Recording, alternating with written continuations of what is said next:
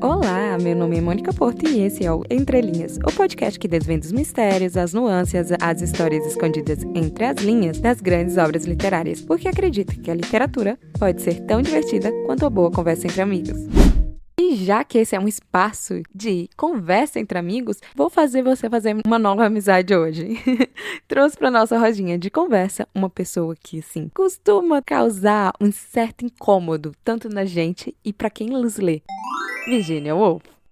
Ela é escritora, ensaísta, uma das vozes mais revolucionárias da literatura moderna. Mas calma, não preciso ficar intimidado. Eu vou mostrar porque ler Virginia Woolf pode ser transformador. E prometo umas fofocas interessantes no meio do caminho também. Vamos nessa? Primeiro, por que ler Virginia Woolf? Ler Virginia é como mergulhar nas águas profundas. Exige um pouco de esforço, mas a recompensa vale a pena cada página, tá? Ela nos convida a pensar de maneira diferente, a observar o fluxo de pensamentos e, principalmente, a questionar. Quem somos nós, afinal? Como as pequenas coisas da vida moldam a nossa existência? Woolf não dá respostas prontas, mas faz a gente perguntas que mexem com a gente. Uma coisa interessante para você já saber logo de cara. Ela tem uma narrativa inovadora. Foi uma das grandes responsáveis por popularizar o fluxo de consciência. Uma técnica que nos coloca dentro da cabeça dos personagens, acompanhando de perto cada pensamento, cada ação, capturando os pensamentos e movimentos sem filtro. Eu sei, isso parece muito difícil, foi muito complicado, mas é recompensador, gente. Eu, quando comecei a ler, nos 3 primeiros parágrafos, eu fechei o livro. Eu falei, eu nunca mais vou voltar com essa mulher. Mas cá estou eu. Neste ano, me desafiei e li. E não li só uma obra, foram 2, 3, 4. E hoje, quase encerrando o ano, eu digo, foram, sem dúvida, um dos livros mais impactantes de toda a minha vida. E olha que ainda falta muito livro para ler. Que ela trata de temas atemporais. São eles: identidade, feminismo, tempo, morte. Assuntos que continuam relevantes até hoje, né? Pois bem, e isso tudo ela traz em uma época dominada por homens. Então, Woolf trouxe a experiência das mulheres para o centro da literatura e fez isso de forma genial. Agora você imagina, a gente tá falando aqui de um período que não era tão fácil assim abordar temas como esses. Mas a Virginia deu a cara a tapa e escreveu livros fantásticos. Agora vamos ao que todo mundo gosta, curiosidade e fofoca. A Virginia não tem uma vida, gente, muito fácil. Isso transparece muito nas suas obras e principalmente se você tem a oportunidade de ler o diário dela, você vai perceber isso claramente. Ela enfrentou uma depressão severa, ela lutou contra a crise de ansiedade generalizada, ela teve perdas familiares significativas e isso tudo acarretou em uma tragédia e um fim muito trágico da escritora. Mas o mais impressionante, sabe o que é? Ela transformou toda essa dor em literatura. Ela escrevia para entender o mundo e principalmente a si mesma. A Virginia enfrentou vários desafios ao longo da sua vida, né? E isso impactou principalmente na sua saúde mental, quanto à sua carreira. Acho que é interessante a gente falar sobre a perda da sua mãe em 1895. Pouco depois, a sua meia-irmã, Estrela. Essas 2 mortes foram devastadoras e contribuíram para suas crises nervosas. É triste de acompanhar porque essas mortes causaram na vida da Virginia. Eu digo isso porque eu tava lendo o seu diário e eu percebi que depois daí, nossa, não parou. Muitas coisas foram acontecendo. Outra coisa devastadora que aconteceu em sua vida foi o abuso familiar. O Woolf também sofreu abuso por parte de um de seus meios-irmãos, o que afetou profundamente sua vida e suas relações pessoais. Tudo isso reflete nas suas obras. Até também o estilo que foi a sua educação. Embora ela tenha sido educada em casa, aproveitava aquele meio tempo ali para entrar na biblioteca do pai dela e ficar lendo livros por horas e horas. Mas ela não teve uma educação formal como seus irmãos, né? A gente tá falando ali uma época onde mulheres eram destinadas a coisas domésticas, enquanto homens iam estudar. Mas Virginia sempre ficava com aquela pulguinha atrás da orelha. Ela vai refletir nas suas obras, nesse cunho mais feminista também.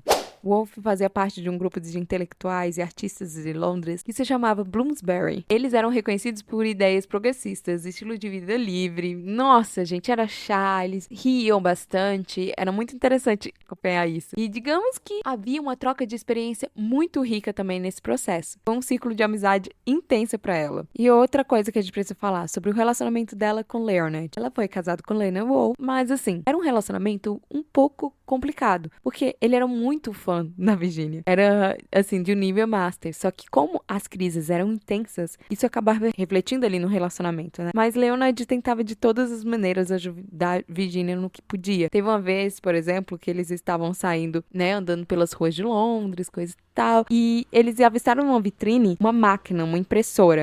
A gente tá falando impressora naquela tempo, calhamaço, sabe? Eles falaram, por que não comprarmos? E eles compraram e deixaram na sala de jantar deles. E assim nasceu Howard Press, que era a primeira editora deles. Assim, no princípio, o Leonard havia comprado exatamente para que ele pudesse ali fazer com que a Virginia, em época de crise, continuasse, né, publicando. Era uma forma de aumentar o número de impressões dos livros da Virginia. Mas as coisas começaram a dar certo e eles começaram a não só imprimir livros da Virginia, mas outros nomes tão importantes quanto, né? Acredita quem? Que eles já publicaram? Freud. Você tem noção? Olha que interessante. E eles se conheceram uma vez. A Virginia acabou conhecendo Freud em uma dessas conferências, eles foi lá conhecê-la, entregou uma rosa pra ela, mas o olhar realmente e as palavras foram destinadas a Leonard, porque a gente tá falando de uma época onde que a mulher não tinha tanta voz assim. Eu falei que eu ia falar de fofoca.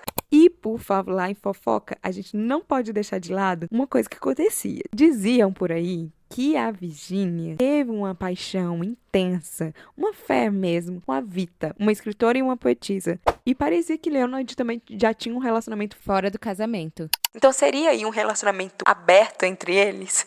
Ai, gente, a Virginia deveria ser muito legal como amiga, né? Agora, você me pergunta, Mônica, ela teve muitos amigos, mas será que eu seria amiga dela? Mesmo confessando que a leitura de Virginia Woolf não é fácil, aqui eu separei algumas dicas para que possa te ajudar nesse processo.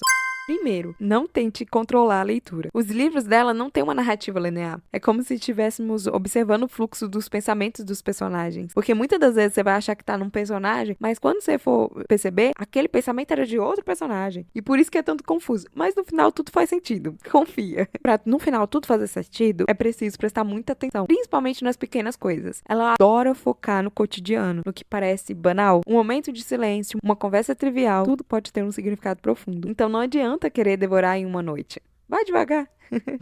Ah, Mônica, é agora que você tá especialista em Virginia Woolf.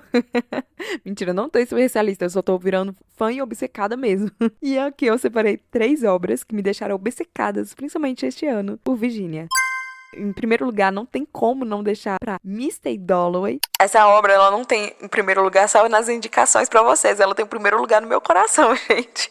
Ai, esse livro me fez chorar de um jeito. Mas eu não tô brincando, não. Foi muito. Quando eu tava lendo, eu estava chorando horrores. Aí minha mãe entrou no quarto. Ela falou, Mônica, o que tá acontecendo? Eu falei, mãe, leia isso daqui. Quando ela leu, até minha mãe chorou. Não consigo não pensar nesse livro, a não ser como um marco, sabe? Fora que é um dos melhores exemplos de fluxo de consciência também. Outro livro que é importante para a carreira da Virginia e para quem quer começar e não quer se jogar aí de cara no fluxo de consciência, é o livro Um Teto Todo Seu. Ele não é um romance, mas sim um ensaio, onde ela mesclou tanto uma palestra que ela deu, mas ela coloca ali também algum traço de ficção, então é muito interessante pra gente descobrir uma Virginia de outra forma, né, de outro jeito de escrever dela. E ela reflete sobre o papel da mulher na literatura e principalmente na sociedade. Outro livro que é interessante tanto quanto o livro As Ondas, que é uma imersão profunda na alma, gente. E a Virginia, ela nos leva a refletir sobre as marés da vida, os ciclos inevitáveis de mudança e as complexidades das emoções que todos nós compartilhamos. Ai, Virginia, por que você faz isso com a gente? Eu poderia ficar horas conversando sobre essa mulher, principalmente porque eu me identifico muito com ela. Neste ano de 2024, eu finalizei lendo seu diário, e aí eu me senti muito próxima, sabe? Eu tenho muita coisa pra falar.